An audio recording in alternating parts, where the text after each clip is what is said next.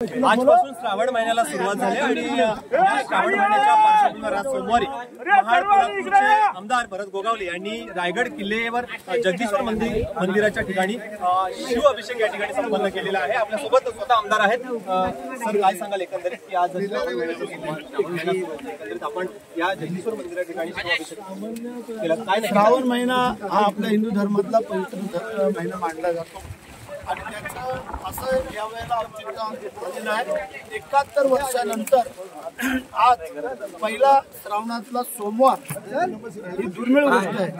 71 वर्षानंतर मग ही बाब आलेली आहे आणि म्हणून करता आम्ही सगळ्यांनी ठरवलं की आपण सगळ्यांनी गडावरती येऊया।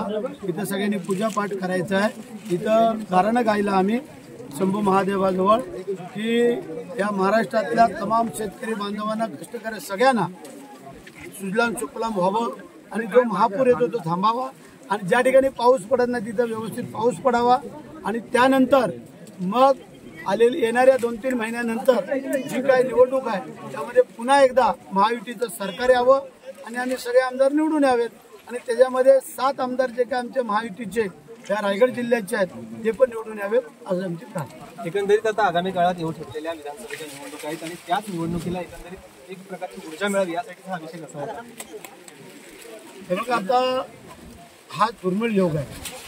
मी मग सांगितलं 71 वर्षानंतर श्रावणातला पहिला सोमवार येतात, पण पहिला सोमवार पण येतोय आणि शेवटचा सोमवार पण श्रावणाचा येतोय। 5 सोमवार येतात, कधी कधी 4 सोमवार येतात, पण 5 सोमवारातला पहिला सोमवार आणि शेवटचा हा दुर्मिळ योग आहे आणि म्हणून करता आम्ही सगळ्यांना घेऊन या गडावरती आलो, पूजापाठ केलेली आहे, गाणं गायलेले आहे। आत्तापर्यंत मी 3 वेळेला जो काय आमदार झालो तो या जगदीश्वराच्या इथे येऊन श्रीफळ ठेवायचं, तिथं नमस्कार करायचा, शिवाजी महाराजांच्या समाधीजवळ नमस्कार करायचा, नतमस्तक व्हायचं, तिथं होळीचा माळ आणि राजदरबारात पुष्पहार अर्पण करून शिरकायचं, दर्शन घ्यायचं आणि मग आमच्या कार्यक्रमाला सुरुवात करायची।